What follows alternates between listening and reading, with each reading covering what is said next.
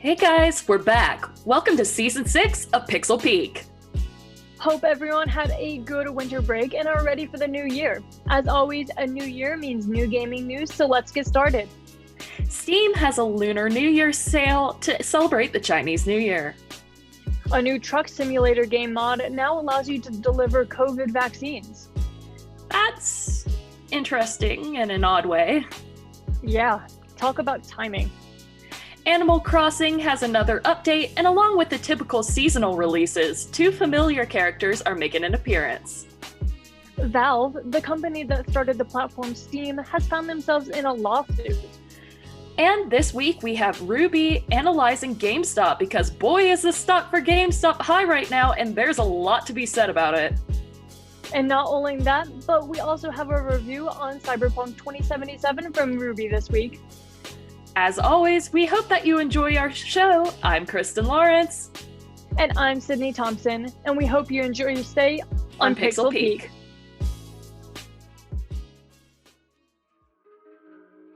The time has come once again for Steam's Lunar New Year sale, which celebrates the Chinese New Year.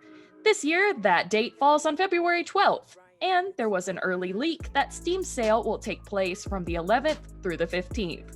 Of course, this sale is not as grand as the summer or recently past winter sales, but there will be some great titles soon to be announced. It is also theorized that the Point Shop will include Lunar New Year themed items, as it usually has items to fit the particular sale, such as Halloween or winter. For those unaware, the Steam Point Shop gives users points anytime they buy a game, DLC, or even an in-game item. Users can get these points to buy decorative avatar frames, profile backgrounds, or animated stickers. Over break, there were some new titles released, so here is a quick look at them. Marvel's Spider-Man Miles Morales was released by Insomniac Games to the PlayStation 4 and 5, which follows the previous game, Marvel's Spider-Man. Just like the first game, there are many characters and missions to explore, as well as unique gadgets and suits that can be unlocked along the way. There are also side missions which can unlock collectible items. Combat focuses on both chaining combination attacks as well as using the environment surrounding you as you are outnumbered most of the time. Next up is Crash Bandicoot 4, It's About Time, developed by Toys for Bob and published by Activision. Of course, Crash Bandicoot 4 is the 8th installment in the series and has included new features to revitalize the platforming game, including power-ups which can alter the level or allow you to overcome obstacles. There are also game modes that can be unlocked for replaying levels, and 5 characters that the player can take control of for unique gameplay. Last up is Dirt 5, developed and published by Codemasters. It is the 14th installment in the Colin McRae Rally series and was released to Windows, PlayStation 4 and 5, and Xbox One and Series XS. Dirt 5 is a racing game that includes off-road maps, which are located in 5 different continents. In addition to a 4-player split-screen system, the game has a primarily narrative career mode, which the player faces off against a rival in a series of championships. COVID-19 vaccines are a much discussed topic these days, with the vaccines starting to be sent out across the country and administered to the public. While it might be a long wait to receive your vaccination, American Truck Simulator has decided to do something interesting with their game, now allowing you to be a truck driver taking COVID vaccines to their designated locations. They have called it the Hauling Hope event. The player's goal in the game is pretty simple: make 7 or more deliveries of undamaged COVID vaccines. In the game, the vaccines have 0 damage tolerance, so the drivers have to be very careful. While this new simulator is well timed for the state of the world, not everyone is happy about it, which isn't a surprise. Some don't like it because it reminds the player of the real world and the unwelcome stresses that come with it. However, not everyone agrees. Some truckers have even said that while COVID sucks, this doesn't. They even appreciate that the game just goes to show the importance of truck drivers and what they do as essential workers. SCS, the creators of the game, have stated that they want players to stay civil while playing the game. They know that people are for and against vaccines, but to let this game be a reminder to appreciate truck drivers and what they do. The Hauling Hope event will run till February 7th at 6:59 p.m. Eastern Standard Time. Animal Crossing New Horizons has received its first update for the new year, and most of the update revolves around new seasonal items. The Able Sisters shop will have Valentine's Day themed clothing, and you can also purchase Valentine's Day themed items at the Nook shop from February 1st to the 14th. In addition to this, there will even be clothing for the upcoming festival event. You'll be able to get items for Groundhog's Day and Big Game Celebration during parts of February. The festival event is another big thing coming to the game, and with the event, you'll be able to gain new expressions to show your avatar's excitement. Festival also brings back the character dancer Pave, who will arrive to the game on February 15th. Pave isn't the only character coming to the game. Many fans were excited to see the slight return of Rossetti. While he isn't making a full return to the game, players can add statues of him to their yards. You can find these figures while Nook shopping in the seasonal items menu. While Rossetti did yell at players in previous games, many are excited to memorialize him in the current rendition of the game. Today, Valve Incorporated has become an incredibly successful company due to their platform Steam. Valve was founded in 1996 in Washington State, but Steam wasn't launched until 2003 as a way to automatically update their own games. Since then, they have included games from third-party publishers, server hosting, community features, and expanded their online storefront. Steam records show that there are over 120 million active accounts and saw 25 million accounts playing concurrently after Cyberpunk 2077 was released. Recently, however, a lawsuit has been filed against Valve in California federal court, along with other gaming publishers such as CD Projekt Red, Ubisoft, Rust LLC, K-Champ Games, and Devolver Digital. The main reason for the suit is due to a clause enacted by any game released to Steam. The clause states that the pricing for the game on Steam must remain the same on any other platforms. This makes it increasingly difficult for other gaming platforms to compete against Steam, such as Epic Game Store or the Microsoft Store. One important detail to point out is that Valve's cut of each game sale is 30%, much higher than most other platforms. With the pricing being ubiquitous due to Steam's clause, that means that the publishing company takes a higher percentage of each sale on platforms other than Steam, which may be why publishers have been accepting the clause. Neither Valve nor any of the gaming publishers have commented directly on the suit, but we can be sure to hear more of this in the coming weeks.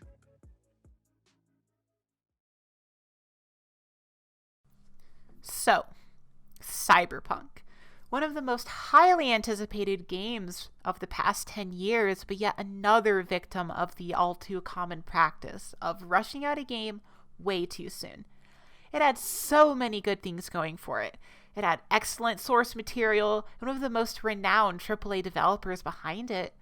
But in the end, it just failed to meet expectations. Granted, those expectations were very high, and the game did meet some sort of expectations and holds some merit.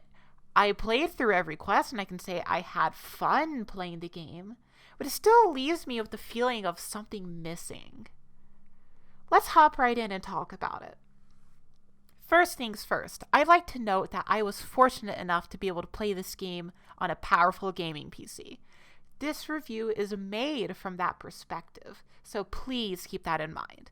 That's not to excuse the poor shape the PS4 and Xbox One versions of the game were in, especially at release.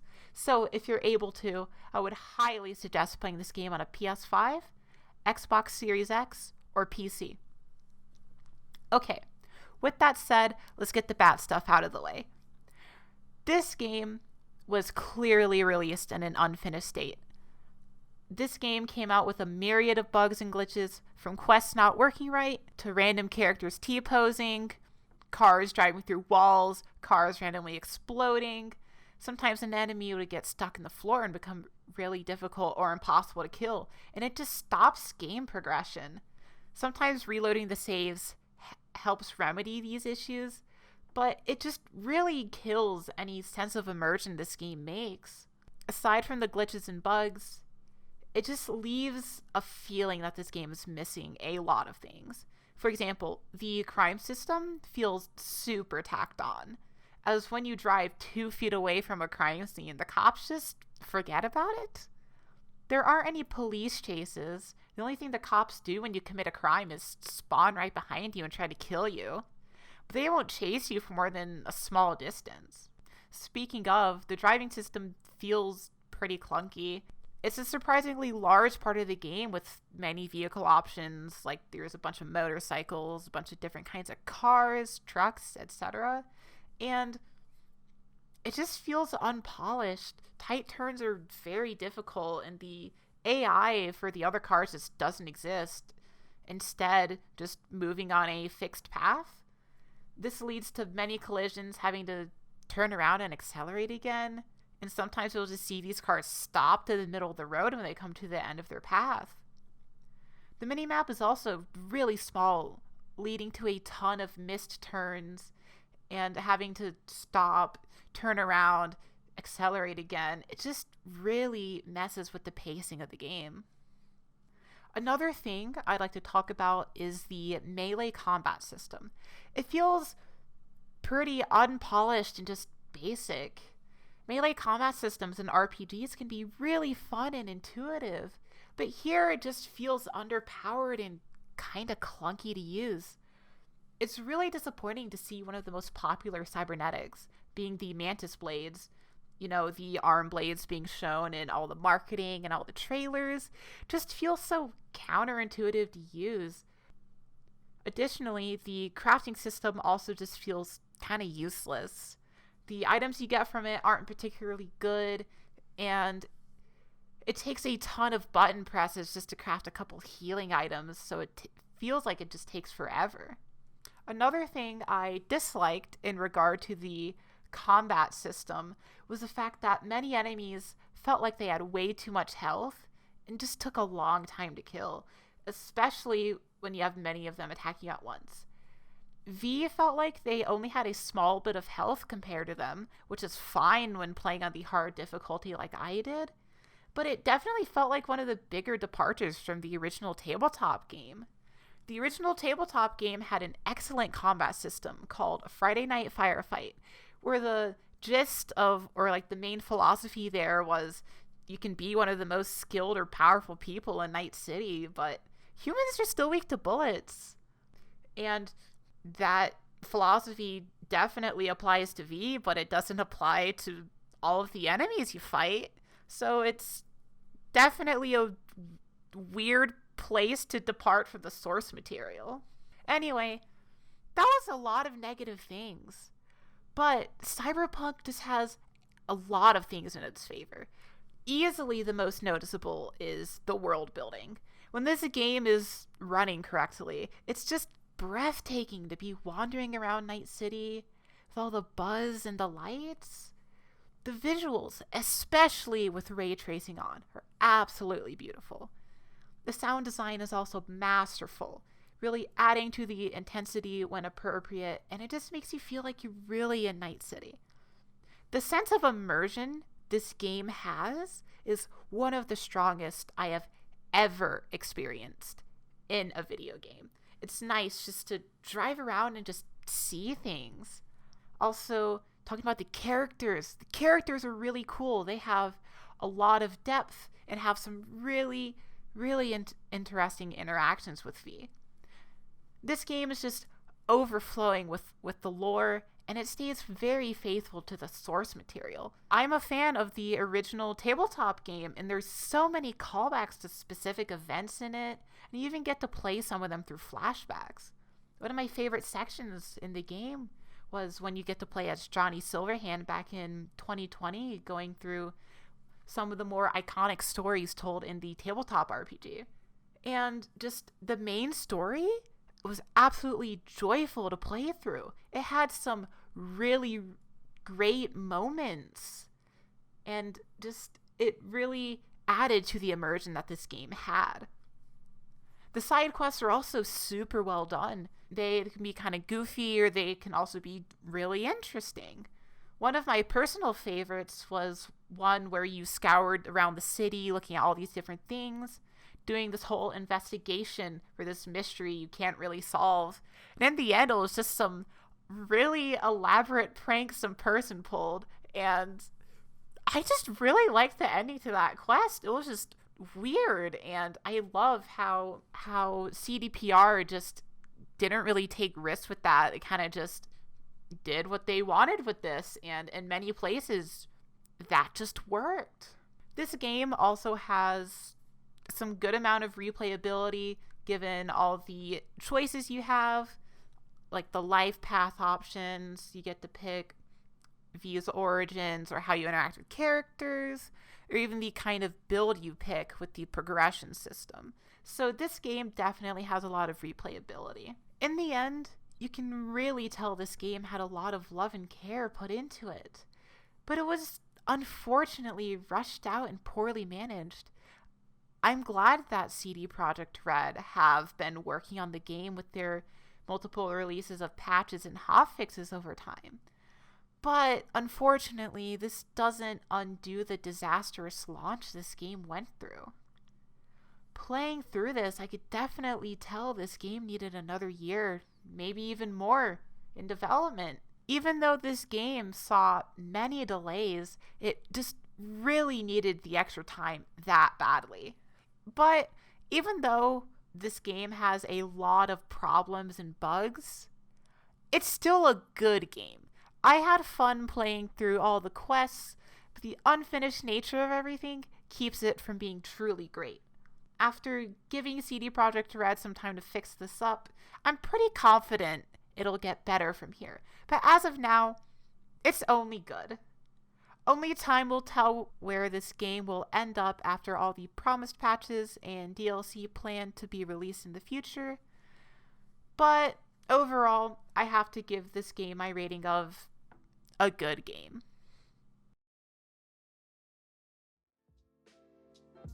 This week's analysis, we bring back Nintendo specialist Ruby Hall. Thanks so much for joining me, Ruby.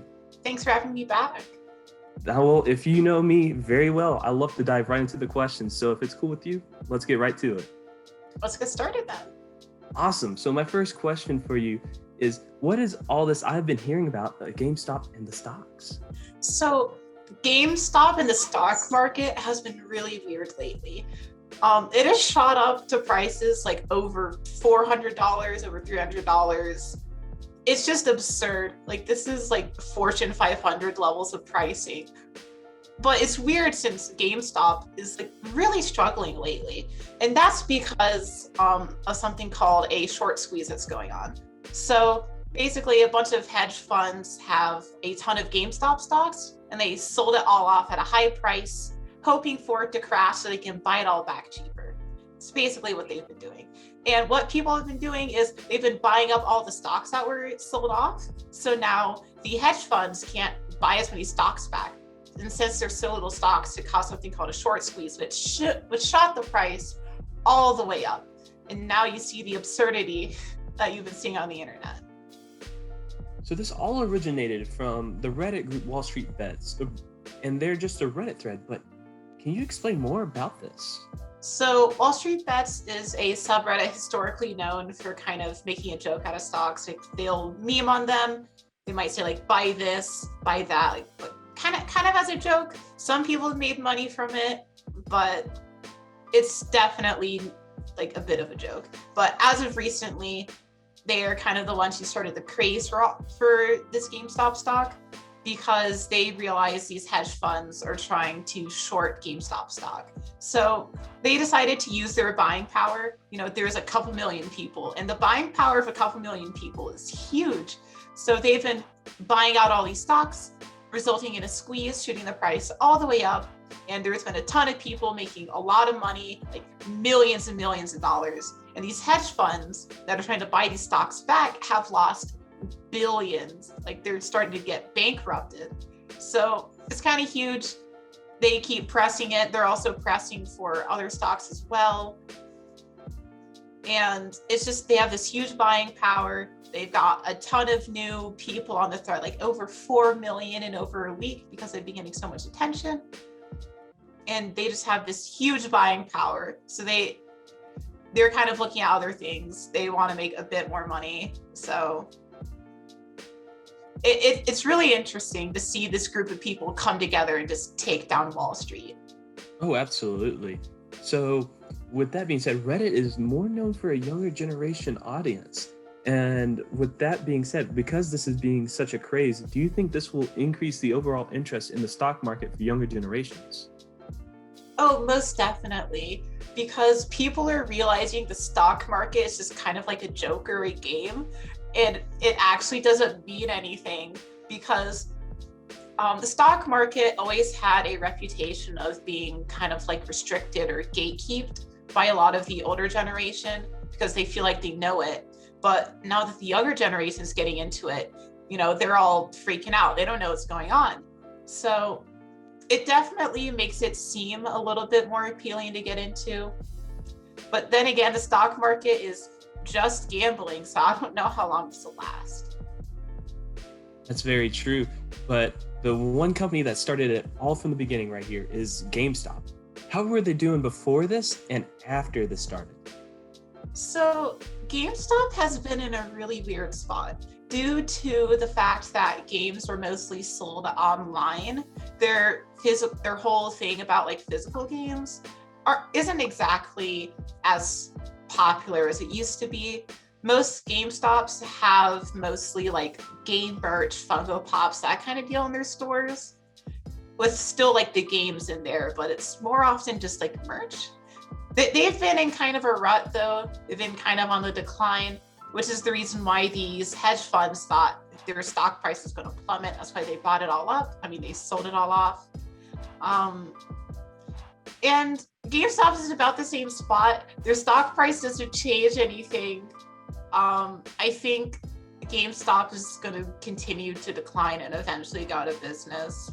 I don't know how long that'll take, but that's honestly my prediction of what's going to happen to GameStop. So we know that GameStop has been in the buzz recently with this, but what are some other stocks that have increased because of this situation? So there haven't really been other stocks that have increased as dramatically as GameStop has. There's a couple that have increased a lot. Like AMC has been one. People are also betting on Nokia and BlackBerry to go up. As been talked about in Wall Street Bets, but it hasn't seen the same absurd price increase that GameStop has seen, but they've seen like pretty decent price increases. People have made some money on them. And so because of all this hype going on, and this is the last question, do you think this will change how Wall Street works in the long run due to the sudden craze from the younger generations in the Reddit threads and whatnot? So Wall Street is definitely working a lot differently. There are many brokerage apps like Robinhood that have been restricting trade on a lot of these meme stocks going around, and people are kind of up in arms about it. Even Congress is talking about it. So that just shows how huge this is. A lot of the Wall Street elite are seeing these younger people make money, and they don't like that because they want to make all the money. So maybe we'll see some sort of legislation appear, maybe restricting brokerages or maybe restricting the stock market. It's kind of hard to guess from here, but I definitely think something will change. Well, I couldn't have thought a better way to kick off season 6, but to interview Ruby Hall herself. Thank you so much for joining. Thanks for having me back. Absolutely. Well, we're going to send it back to Kristen and Sydney to wrap up this week's episode of the news.